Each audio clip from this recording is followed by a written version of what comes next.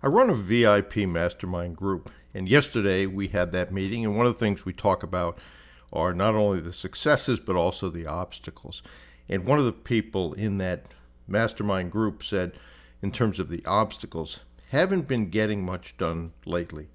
Feels hard to get started again, like I lost momentum I had.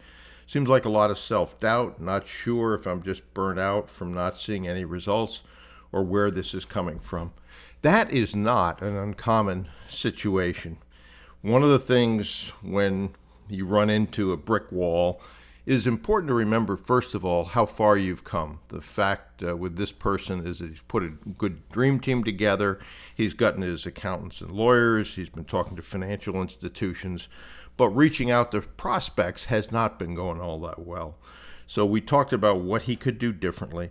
And I think it's important to remember a few things. One call can turn around your mental state instantly. And if you continue to push forward, if you're doing the right things, if you correct the things that aren't working so well, you may find that you end up getting one of those calls. And all of a sudden, things aren't as bleak as they might have seemed otherwise. We all get frustrated when things aren't going our way. But it's important to remember a few things.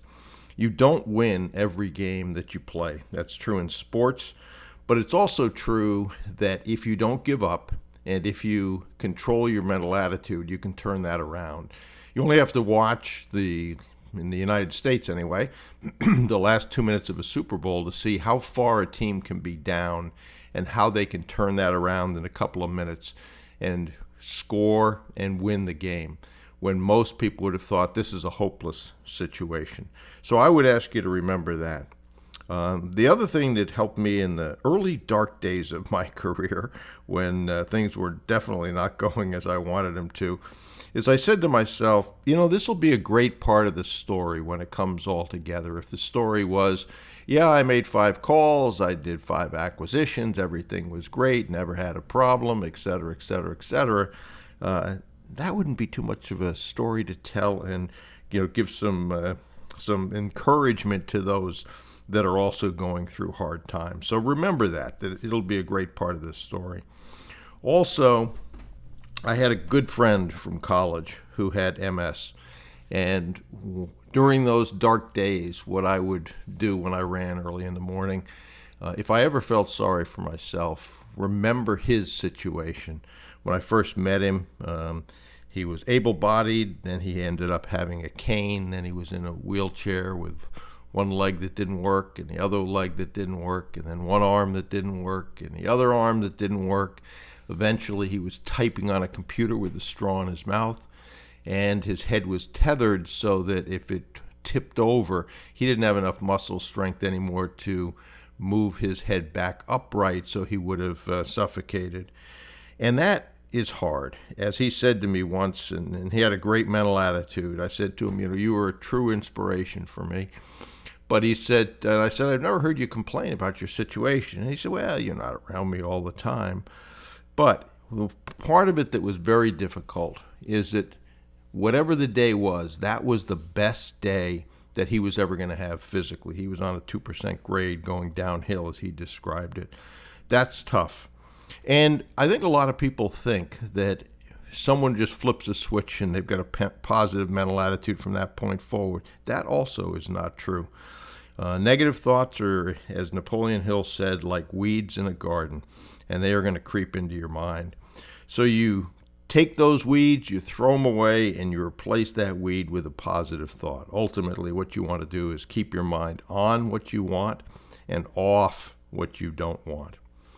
I was reading a quote from Mark Twain the other day, and he said, I've had a lot of worries in my life, most of which never happened. And boy, is that ever true, is that most of the stuff you worry about, in fact, does not ever happen.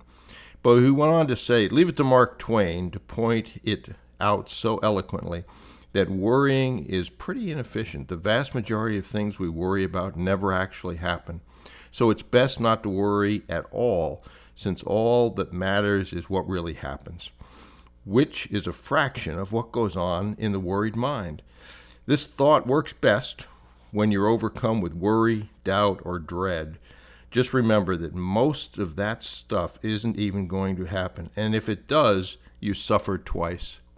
Boy, the last part of that is great. Yes, you suffered twice, or sometimes more than twice, depending upon how often you worry about a situation and play the worst case scenario out. So control your mind, control your outcome.